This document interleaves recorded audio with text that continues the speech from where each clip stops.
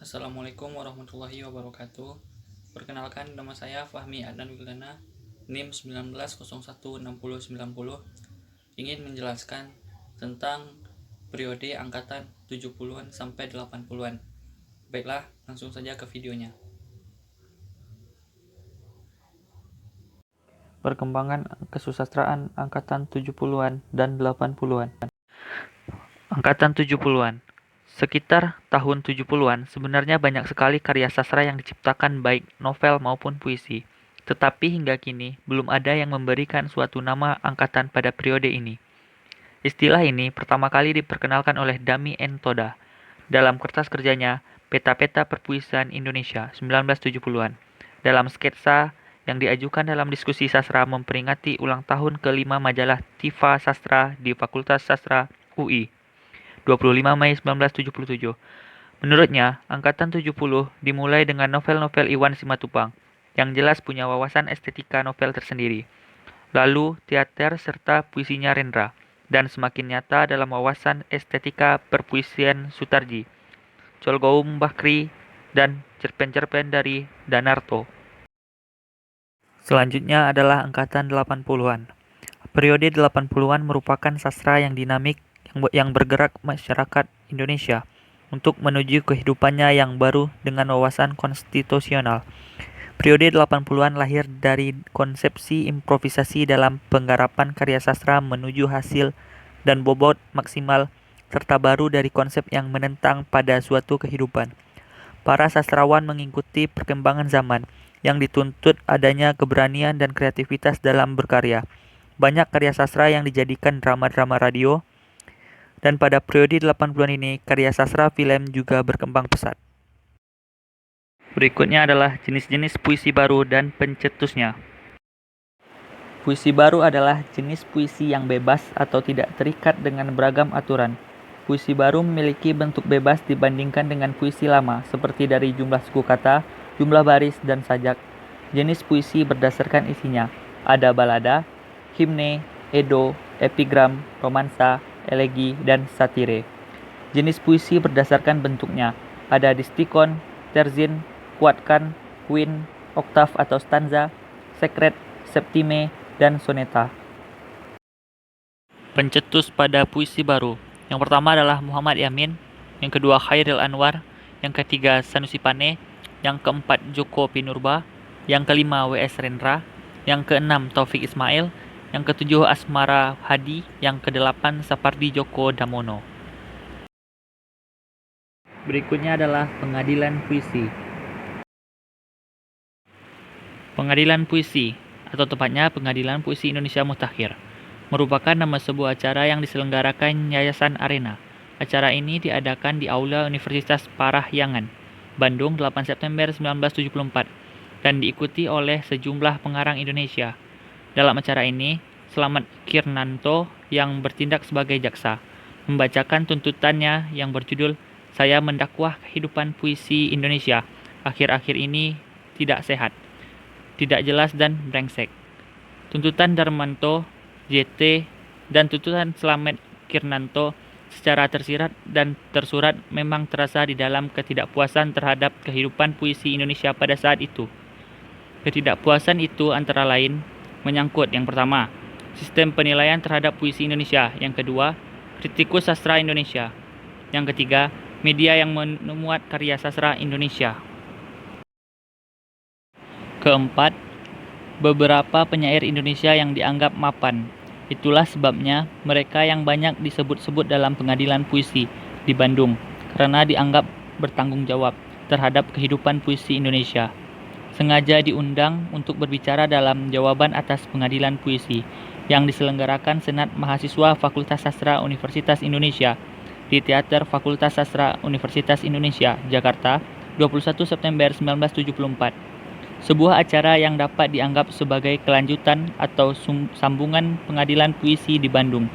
Dalam acara jawaban atas pengadilan puisi itu, H.B. Jasin, M.S. Hutagalung, Gunawan Muhammad, dan Supardi Djoko Damono menjawab tuduhan-tuduhan yang dilontarkan Slamet Kirnanto kepada mereka.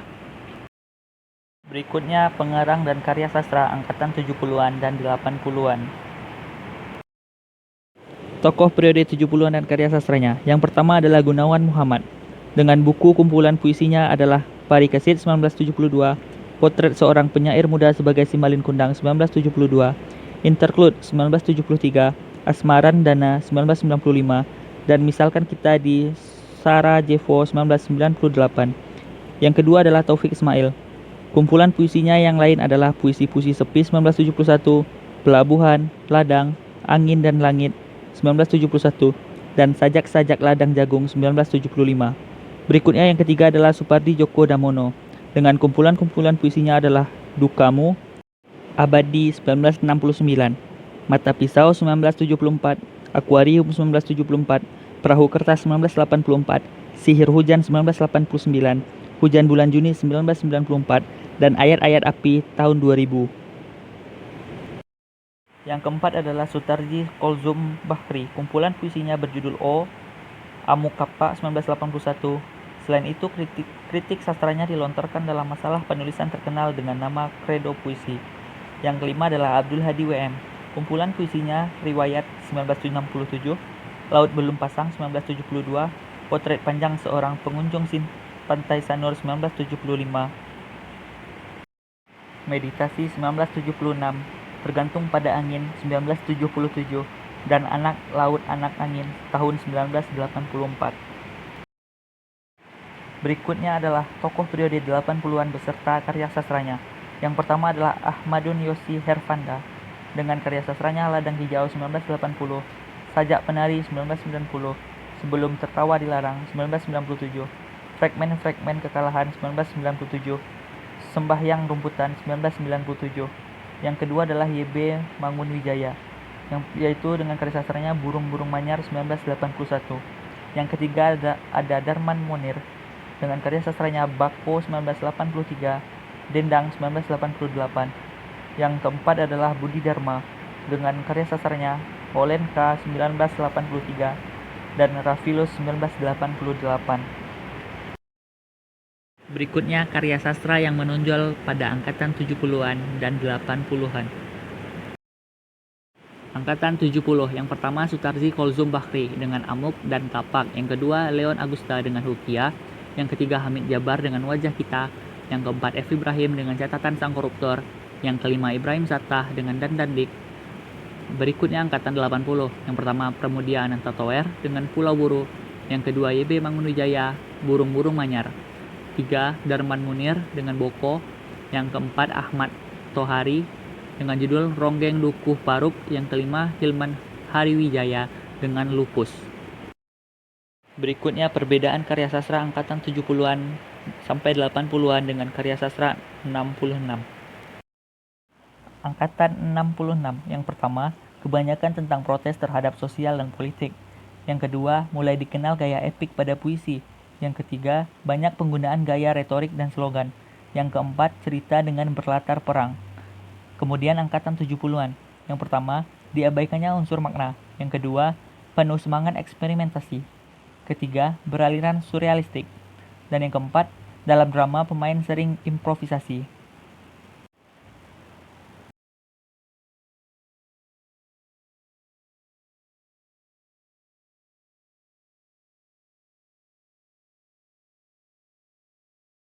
Angkatan 80-an.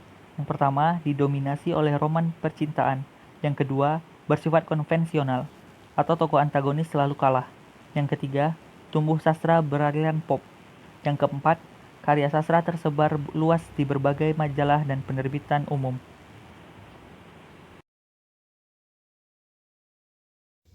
Baiklah, sekianlah penjelasan dari saya.